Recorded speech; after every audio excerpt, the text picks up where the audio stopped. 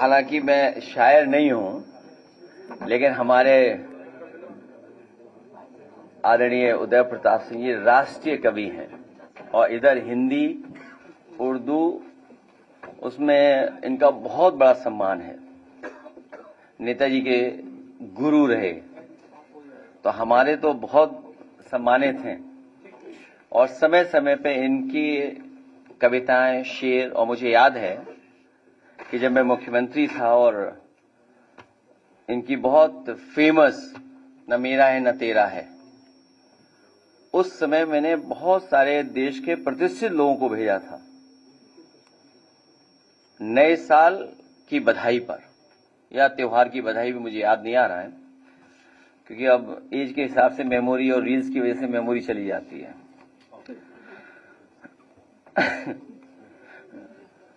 अपना चेहरा ना पोंछा गया आपसे, अपना चेहरा न पोंछा गया आपसे, आईना बेवजह तोड़कर रख दिया। जो घटनाक्रम चल रहा है और कोडीन को लेकर के बहुत महत्वपूर्ण बातें सरकार छिपा रही है, और एक इसके हम टाइमलाइन देखें और फॉलो अप करें स्टोरी, जो स्टोरी को अगर हम फॉलो अप करेंगे, आवाज एक ये वाला बंद कर देना आप, अच्छा ठीक है। अगर हम स्टोरी को फॉलो अप करें, उत्तर प्रदेश में एक ट्रक के पकड़े जाने से कफ सिरप के अंतर्राष्ट्रीय रैकेट का कैसे पता चला।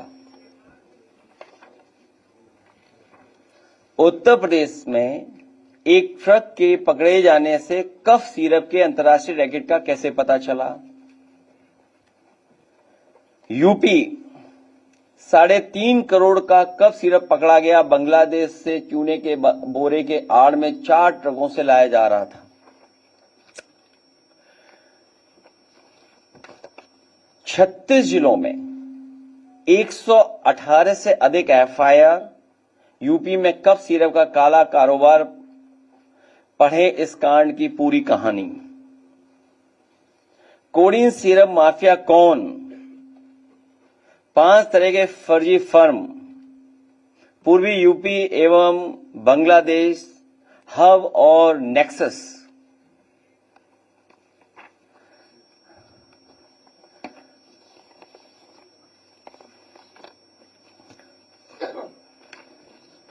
कई तस्वीरें दिखाई जा रही हैं, तो अगर हम तस्वीरों का ही सब कुछ ठीक मान लें और मेरे साथ खड़ा होने वाला ही अगर माफिया है, तो मेरी तस्वीर तो मुख्यमंत्री जी के साथ भी है, मेरी तस्वीर डिप्टी सीएम साहब के साथ भी है, मेरी तस्वीर दूसरे हाफ उनके साथ भी है। तो अगर मेरी तस्वीर और मुख्यमंत्री जी की तस्वीर आप देखते हैं, तो माफिया किसको पाएंगे आप? लगता है धूल कैमरों की उस पर लग गई है। मैं मजबूरी समझ सकता हूं। 2006 में सोना लूटने के आरोप में गिरफ्तार, अब कफ सिरप कांड में चढ़ा हत्थे, जानिए बर्खास्त सिपाही का आपराधिक इतिहास। सोचिए कितनी पुरानी खबर है। यही कसूर रहा इनका, दिखाने को औरों के बच्चे गोद में खिलाते रहे, पर पैसों के लालच में बच्चों की जान दांव पर लगाते रहे। यही कसूर रहा इनका, ये अपनों को हर हाल में बचाते रहे, उनके गुनाह छिपाते रहे। जब खुलने लगा राज इनका, तो औरों पर इल्जाम लगाते रहे। यही कसूर रहा इनका, पहनकर लिबास शराफत का लोगों के एतबार में सेंध लगाते रहे। गिराकर औरों के घर मकान दुकान अपना गोरख धंधा चलाते रहे।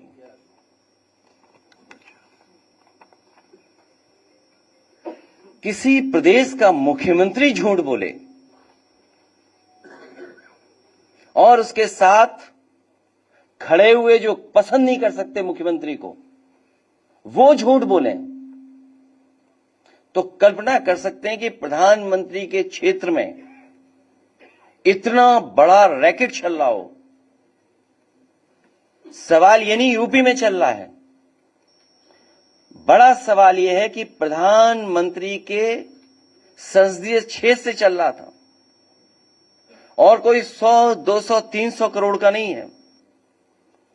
सुनने में आ रहा है 700 कंपनियां, कई हजार करोड़ का इंटरनेशनल मसला है ये। जब ये खुद फंसने लगे तो एक आध तस्वीर जो दिखा करके ये बता रहे हैं कि समाजवादी पार्टी के, तो मैं समाजवादी पार्टी की तरफ से मांग करता हूं कि जो जो माफिया हैं उन पर बुलडोजर चलना चाहिए। अगर वो समाजवादी पार्टी का है जिसकी तस्वीर उन्होंने दिखाई है, जिसका कई हजार स्क्वायर फीट में, कई हजार स्क्वायर फीट में घर है, जिसमें वैल्यूएशन करने वाले भाग गए और फिर उससे जुड़े हुए जितने माफिया हैं और जो अधिकारी हैं, आप कंफ्यूज मत होइएगा। जो अधिकारियों का नेक्सस है, जो अधिकारियों की लड़ाई है, उसकी वजह से भी जनता को कुछ सच्चाई पता लग रही है। अगर कानपुर का अखिलेश दुबे की कोई जान बचा रहा है तो यही समाजवादी पार्टी है। समय समय पर उठाने की वजह से उसकी जान बची हुई है और पूरी सरकार लगी है कि उसको और कैसे बचाया जाए। उत्तर प्रदेश में तो कमाल चल रहा है। इसलिए हमारी समाजवादी पार्टी की तरफ से मांग है और हमारी तरफ से मांग है कि जिनको आप समाजवादी पार्टी का बता रहे हैं, कालीन भैया, कोडीन भैया, जितने लोग हैं, उन सब पे बुलडोजर चलना चाहिए। क्योंकि सवाल देश के प्रधानमंत्री जी के लोकसभा के क्षेत्र का है। वहां से ये नेटवर्क चल रहा था। उसमें जितने लोग शामिल हैं, हजारों करोड़ का जिन्होंने खेल किया है, उन सब पे बुलडोजर चलना चाहिए। लीडर ऑपोजिशन भी यही मांग करेंगे। खत्म हो गई बात।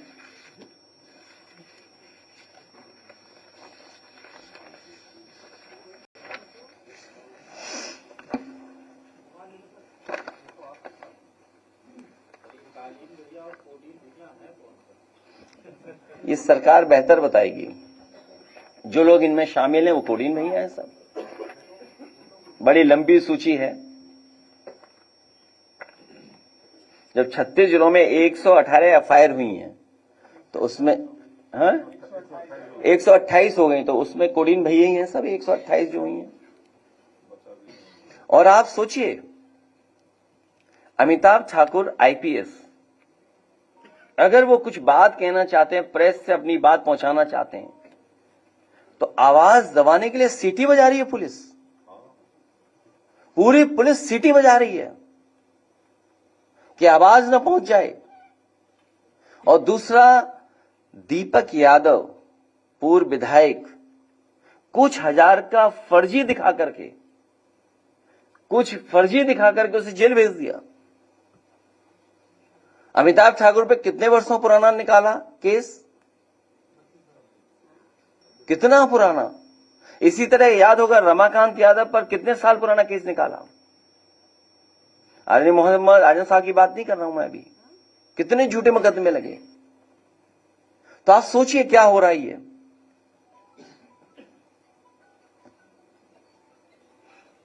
और आप में से कोई बहादुरी दिखा दे। एक ही बहादुर हमें दिखाई दे रहा है, एक दो और दिखाई दे रहे हैं, कुछ और भी बहादुर हैं। तो सोचिए आप, किसकी?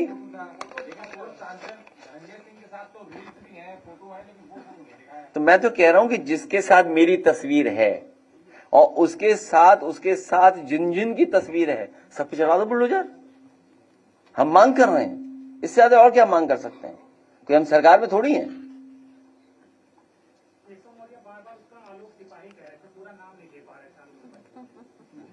अब वो तुम जानो और तुम्हारे वो जाने नेता जिनसे इंटरव्यू लेने गए तुम।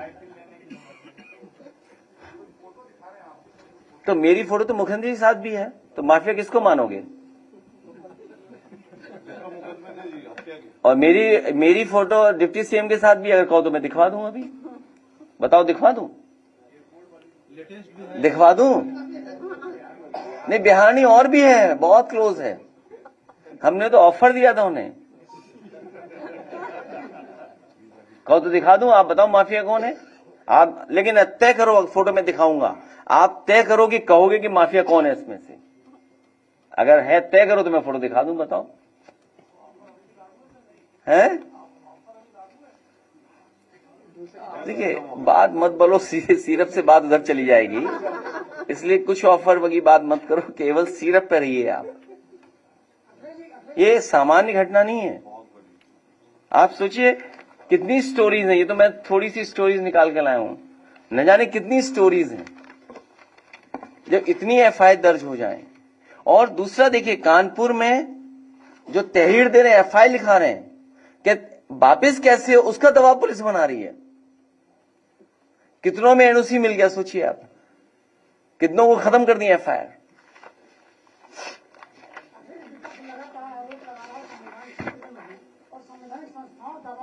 मैं देखता हूं यूट्यूब वाले बड़े अच्छे लोग हैं, एक यूट्यूब की स्टोरी वही प्ले कर दो।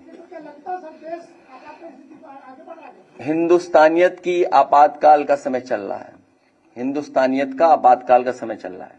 अखिलेश जी, अब बिहार के पूर्व मुख्यमंत्री रहे केंद्रीय मंत्री जीतन मांझी, वो कहते हैं कि 2020 के चुनाव में 2700 वोट से हारा हमारा प्रत्याशी। उन्होंने सच बोला है, उन्होंने सच बोला है। यूपी में भी लगता है आपको कि कौन जाता होगा इधर उधर कहीं से। तुम कई प्रेस कॉन्फ्रेंस में आए नहीं हो, आर्काइव में पड़ी होगी, निकाल के दिखा देना क्या मैंने कहा है प्रेस में। कई प्रेसों में नहीं आए आप, या हो सकता है कहीं और बिजी रहे हो, कहीं और बिजी रहे हो उस समय। किसकी? हम आपकी भी मदद करेंगे कभी आप परेशानी में होगे तो, और आपकी मदद करेंगे जब कभी परेशानी में आप होंगे। हर परेशानी में जो लोग हैं उनकी मदद हम लोग करेंगे, समाजवादी लोग करेंगे। लेखपाल भर्ती में आरक्षण मामले को लेकर पहले ओमप्रकाश राय पद और अब केशव प्रसाद मौर्य, ये दोनों लोग पद लिख रहे थे। देखिए, आप कोडीन पर रहिए, कहाँ इधर उधर भाग रहे हो आप, उसकी बाद में कर लेंगे। भाई, बीजेपी से आप आरक्षण की उम्मीद करो, ये आप खुद बेईमान है, इसका मतलब उनसे उम्मीद क्यों कर रहे हो आप? कोई एक नौकरी नहीं, तमाम नौकरियों का मैं उदाहरण दे सकता हूं। और एक वो नया है नॉट सुटेबल, कितनी बार किया उन्होंने, और कल जब ट्वीट कर दिया तो सुना है कि उसमें कुछ बैक कर लिया उन्होंने। भाई, कल अगर हम लोगों ने जानकारी दी तो बैक कर लिया। अगर पॉल्यूशन पे हम लोग ट्वीट कर दें तो वो AQI बदल देते हैं।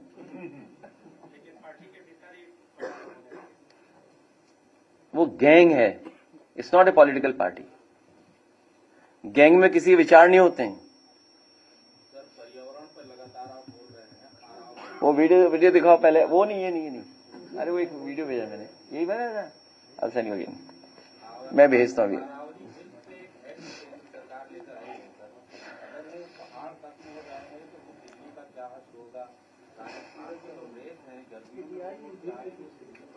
तो राजधानी बदल दो, लखनऊ को राजधानी बना दो।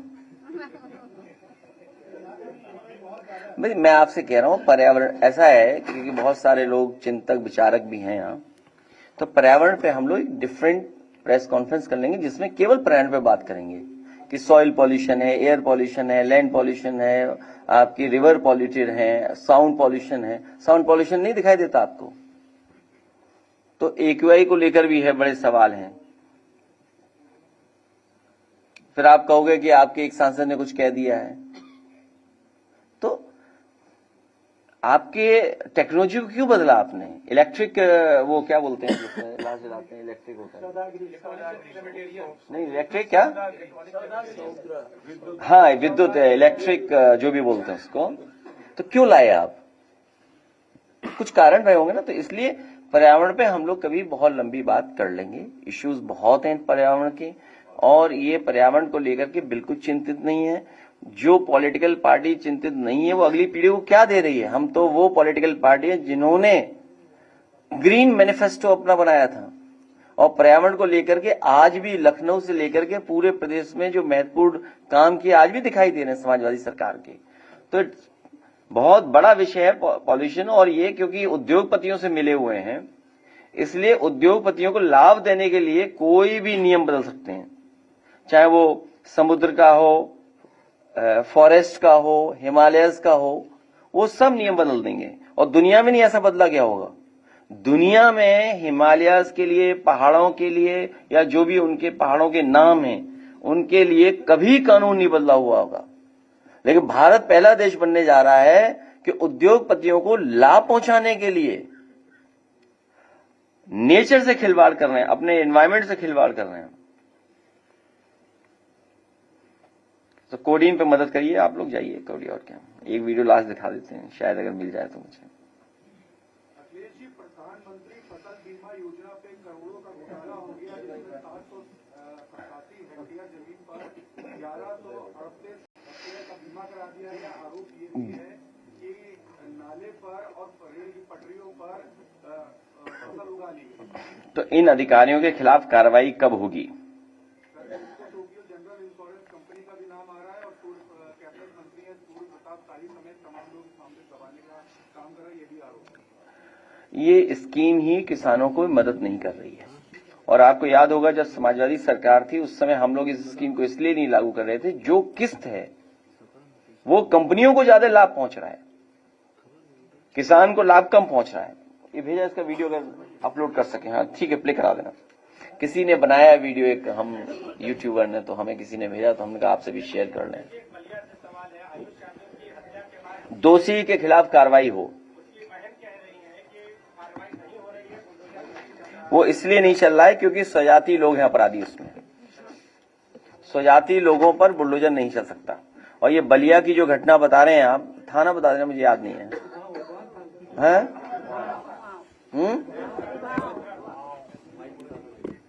कौन सा थाना है? तो वो क्योंकि अपराधी स्वजाति हैं इसलिए उनके खिलाफ कोई कार्रवाई नहीं हो रही है। क्या चीज? तो सब विधायक तो चाहते हैं बहस हो, हम लोग तो सब विधायक चाहते हैं, पार्टी भी चाहती है और सत्र भी बड़े, समय मिले सबको, क्योंकि बहुत सेंसिटिव और बहुत बड़ा इशू है, कोई सामान्य इशू नहीं है ये। और सरकार के लोग इसमें शामिल हैं, और देश के प्रधानमंत्री जी के छेद से चल रहा है। सुने में आया कि गाड़ियां जहां से खरीदी गई उन्होंने अपना डेटा ही हटा दिया है। जो गाड़ियां खरीदी गई हैं, एक है बनारस का कोई एजेंसी वाले, एक लखनऊ की एजेंसी वाले, और एक जौनपुर की एजेंसी।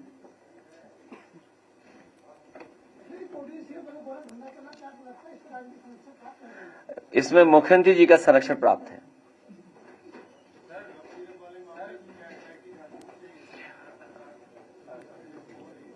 उसके लिए मैंने कहा है एसटीएफ हो, सीरफ टास्क फोर्स अलग से गठित हो, और जो एसटीएफ है वो ना हो, क्योंकि एसटीएफ में स्वजाति भी हैं और जौनपुर के सबसे ज्यादा हैं। तो इसलिए उससे उम्मीद आप नहीं कर सकते कि उसमें न्याय मिलेगा। और वो डेटा आपके पास होगा अगर आप दिखा सकें, अगर आप जानकारी कर सकें।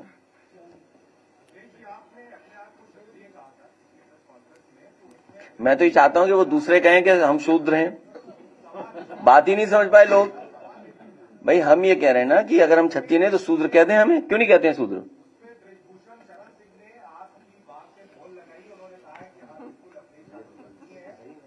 क्या कहा उन्होंने? क्या कहा उन्होंने? तो मैं उनकी बात पूरी मान रहा हूं, मैं उनकी बात मान रहा हूं, मैं उनकी पूरी बात मान रहा हूं। तो मैं तो ये कह रहा हूं कि जो आपके डिबेट में बहस कर रहे हैं वो कहें कि हम क्षत्रिय नहीं है, शूद्र हैं, ये बता दो भाई। हम तो आपको ऑप्शन दे रहे हैं ना, आप क्यों नहीं ऑप्शन स्वीकार कर रहे हो?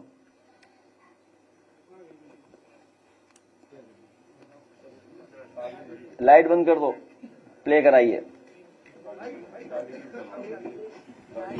यूपी में कब सिरप की काली कमाई से हुई टेरर फंडिंग, ईडी ने जांच की दिशा बदली, हुए चौंकाने वाले खुलासे। सीएम योगी ने कोडीन भैया से क्यों किया किनारा, कोडीन सिरप कांड में दुबई में बैठे सरगना को बड़ा झटका। साहब जब खुद फंस जाओ तो दूसरे पर इल्जाम लगाओ, ये खेल हुआ पुराना, हुक्मरान कोई नई बात बताओ। ये लाइन सभा सुप्रीमो अखिलेश यादव ने अपने सोशल मीडिया पर पोस्ट में लिखी है। आज बताएंगे कि क्यों मुख्यमंत्री योगी आदित्यनाथ ने नशीले कप सिरप में सम्मिलित माफियाओं से किनारा किया है। जब माफिया हर इंटरव्यू में योगी आदित्यनाथ सरकार की तारीफ कर रहा है तो कैसे वह सफाई हुआ। ये भी बताएंगे कि कप सिरप की काली कमाई से टेरर फंडिंग में इस्तेमाल होने का शक ईडी को कैसे हुआ। ईडी की जांच में चौंकाने वाले हुए बड़े खुलासे। अब तक क्या क्या मिला ईडी को, पूरी कहानी बताएंगे। लेकिन इससे पहले आप हमारे चैनल को सब्सक्राइब करें, वीडियो को लाइक करें और शेयर करें ताकि हमें आपके इस सहयोग से हौसला मिलता रहे।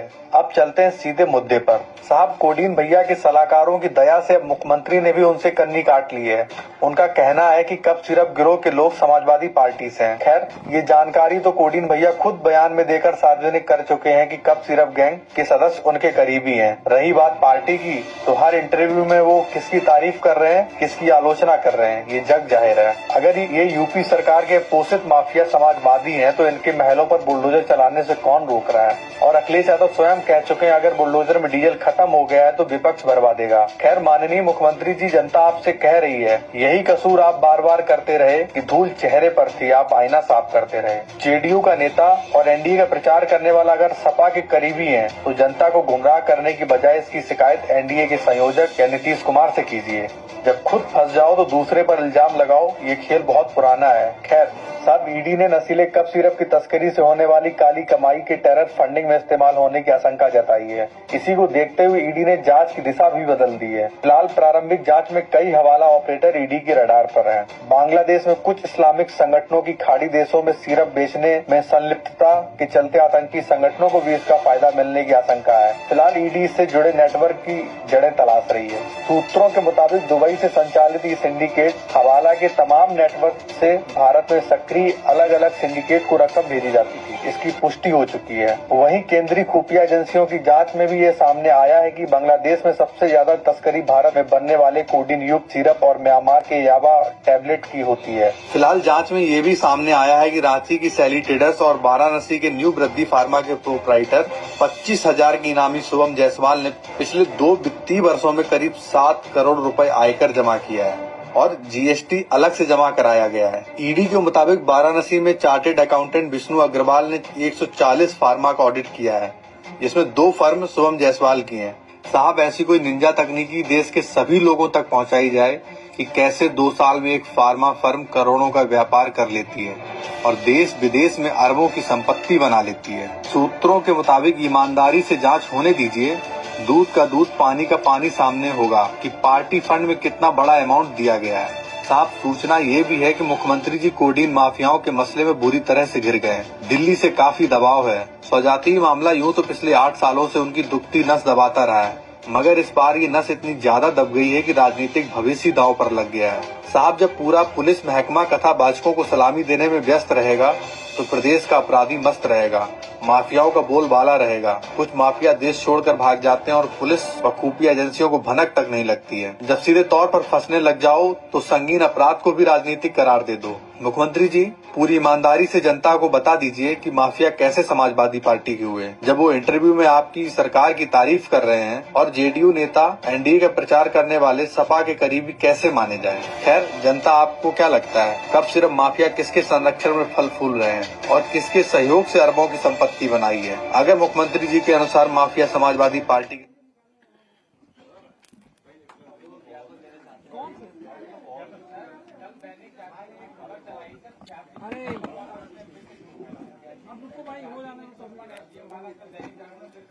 तो कोई कानून जानता है, लो नोटिस दीजिए उन्हें। हाँ नोटिस दे दो आप, ठीक है। हाँ दीजिए नोटिस, बहुत धन्यवाद। हमारे राष्ट्रीय अध्यक्ष हैं ये, आप नोटिस दीजिए अखबार को। हाँ वो तो है, वो तो बाद में एक दिन कर लेंगे इस पे। लीगल नोटिस दीजिए सीधा। हाँ, लीगल नोटिस देंगे हम लोग, लीगल नोटिस।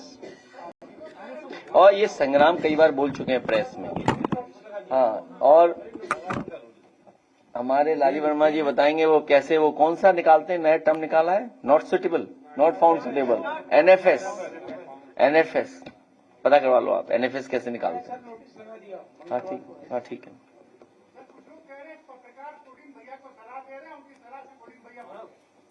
देखो, ये पत्रकारों का कहाँ तार किससे जुड़ा है मुझे नहीं पता, अगर आपको जुड़ा हो तो कभी अकेले में बता देना। नहीं बता दो एक दिन, तो हम एक नक्शा बना लेना कि ऐसे ऐसे ये जुड़े हुए, तो इस हिसाब से हम बिहेव करने लगे उनके साथ।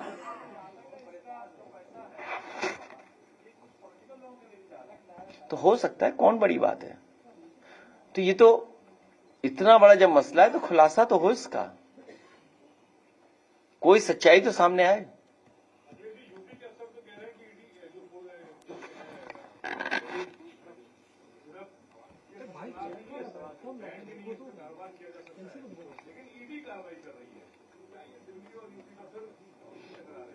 उस पहलू पे मुझे कोई जानकारी नहीं है।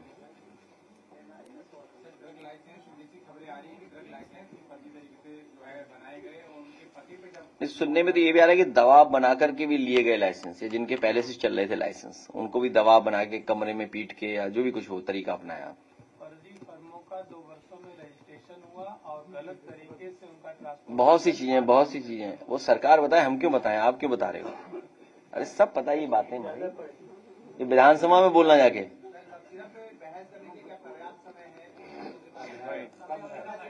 अमरूद लाइए, और वो कौन ज्ञापन देना चाहते हैं, हमारे कुछ साथी।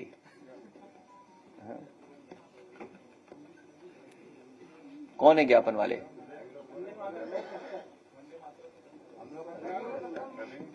वंदे मातरम जिन्होंने गाया नहीं आजादी से पहले और बाद में।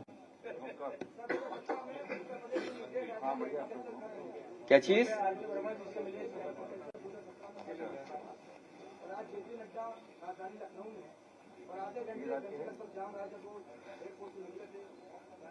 कौन सा शहर जाम में नहीं है, कौन सा शहर बताओ, कौन से शहर में जाम नहीं लग रहा।